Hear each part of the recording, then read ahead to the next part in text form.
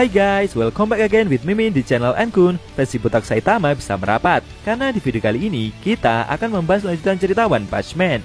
Setelah Saitama yang diberi cincin berlian oleh seorang wanita yang sebelumnya dia tolong. Lebih tepatnya, kita akan mereview manga One Punch Man versi Murata chapter 188 yang bersumber dari website Read OPM atau forum Reddit. Buat kalian yang belum lihat review chapter sebelumnya, bisa klik link di deskripsi, atau bisa juga klik link di pojokan atas video ini ya. Dan buat kamu yang cuma ngikutin animenya atau tidak mau kena spoiler, Enkun sarankan mending stop videonya aja dari sekarang. Nah, di manga chapter 188 ini, Atomic Samurai memilih fokus untuk meningkatkan levelnya, dan dia ingin bertemu dengan King. Di sisi lain, seusai latih tanding, Saitama bersama Genos kembali ke apartemen pahlawan. Penasaran? Oke, langsung aja kita bahas. Let's go!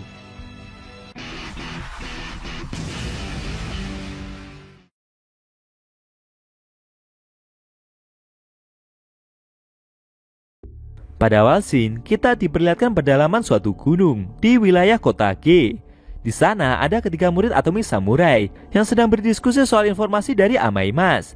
Mereka telah menginvestigasi beberapa hal yang berhubungan dengan pahlawan tampan itu. Okama Itachi memberitahu jika mereka tidak menemukan riwayat satupun dari pahlawan itu ketika dia belum debut. Bushido juga memberikan informasi jika wajah dari Amaimas sering berubah, jadi kemungkinan dia melakukan operasi plastik.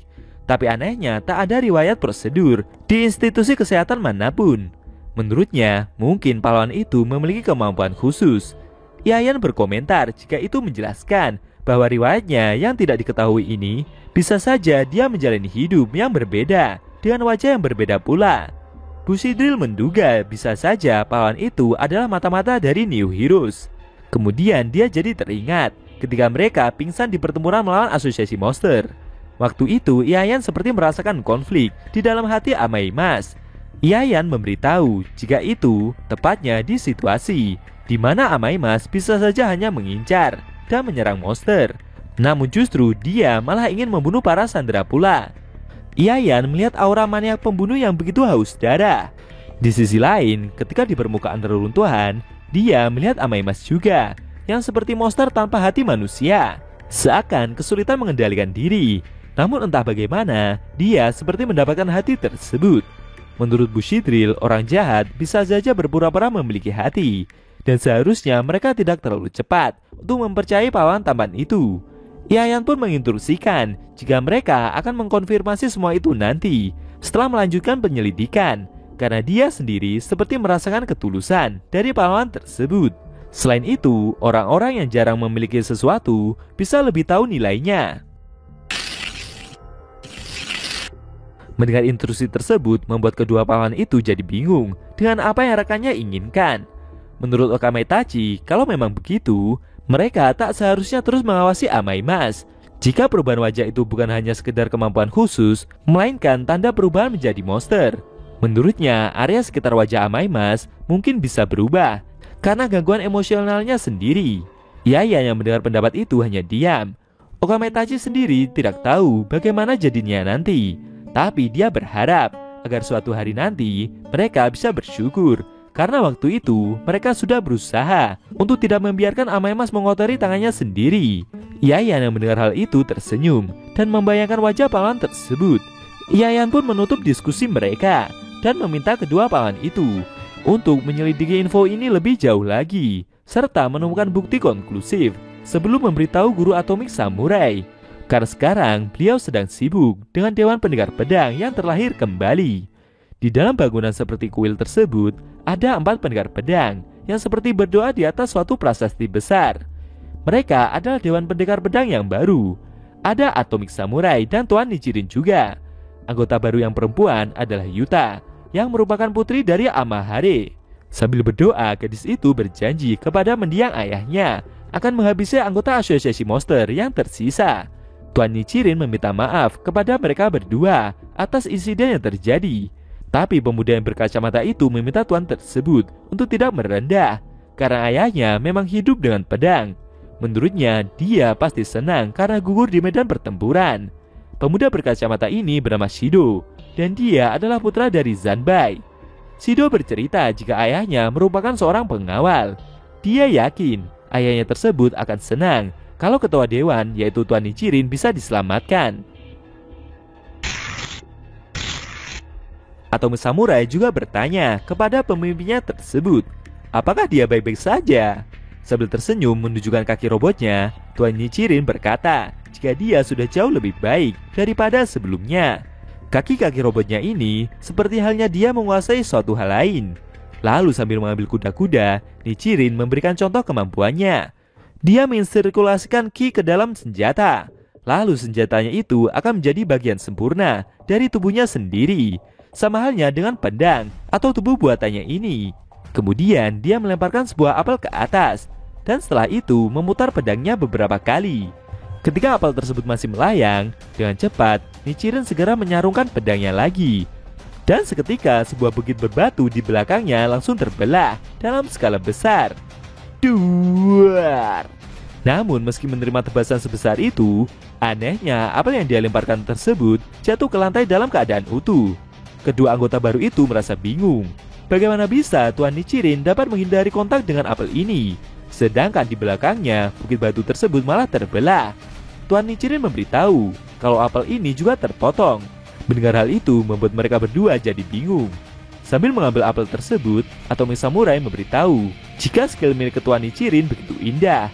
Pedangnya bergerak sangat cepat, sampai-sampai tidak mengeluarkan sayatannya.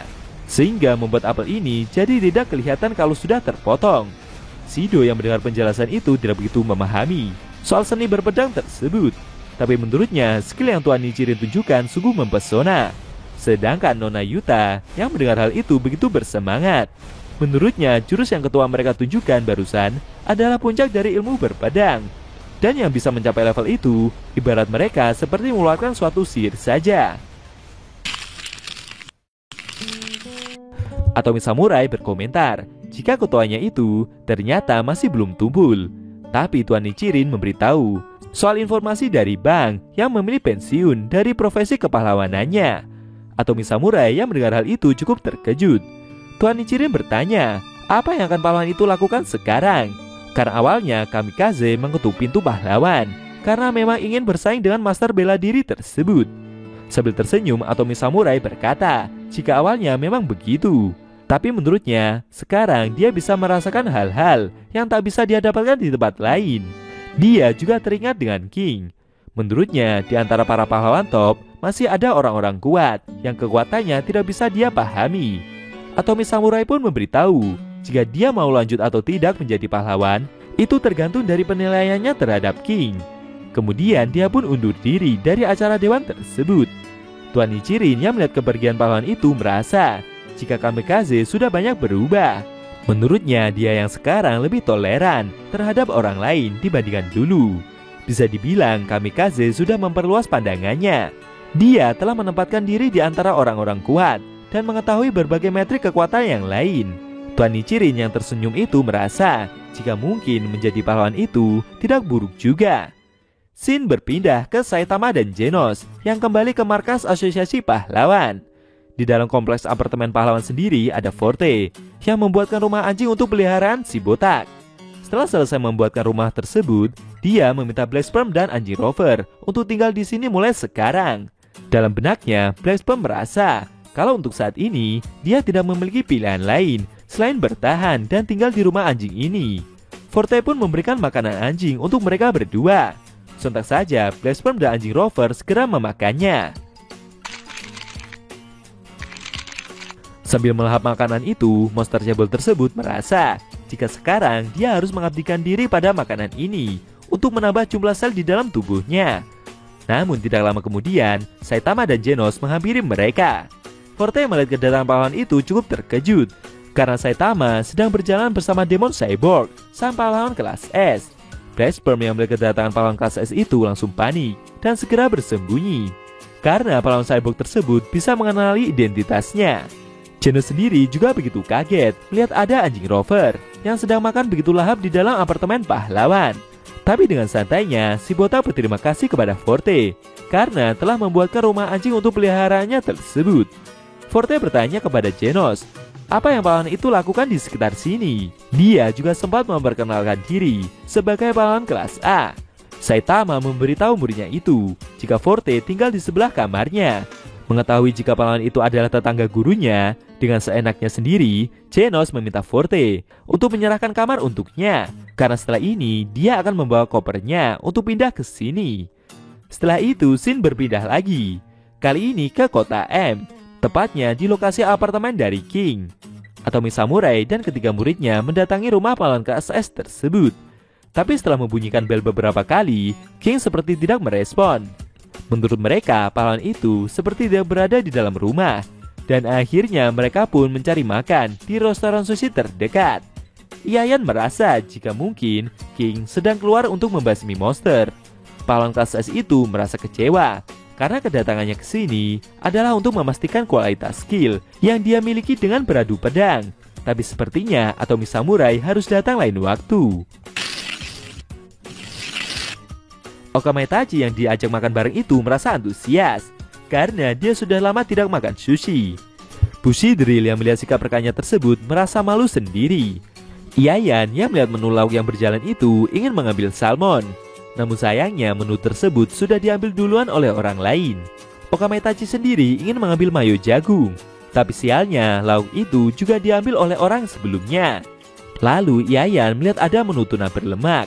Atomi Samurai meminta murid-muridnya itu untuk segera mengamankan menu tersebut.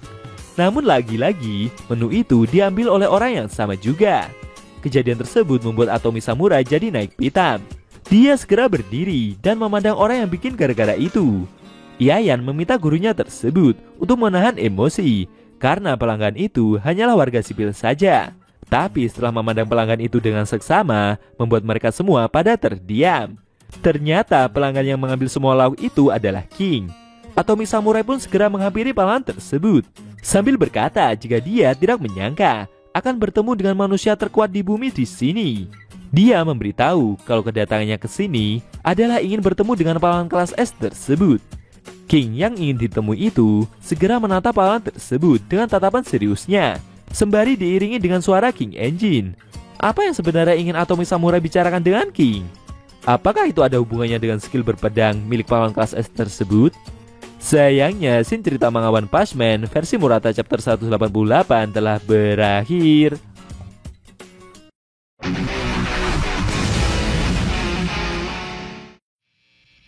Nah, itu tadi review manga One Punch Man versi Murata chapter 188 yang intinya memperlihatkan Atomi Samurai mencari King karena dia ingin membicarakan beberapa hal dengan pahlawan tersebut. Dan sepertinya masa depan dari Atomi Samurai sebagai pahlawan sendiri tergantung hasil kemampuan bertarung yang King tunjukkan. Bagaimana menurut kamu? Jangan lupa tinggalkan komentar kalian ya. Kalau mau nonton review sebelum atau selanjutnya bisa klik link di deskripsi.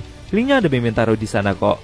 Buat kalian yang pengen nonton review manga One Punch Man secara maraton, baik itu versi manga One atau Yusuke Murata, linknya ada di deskripsi juga ya guys.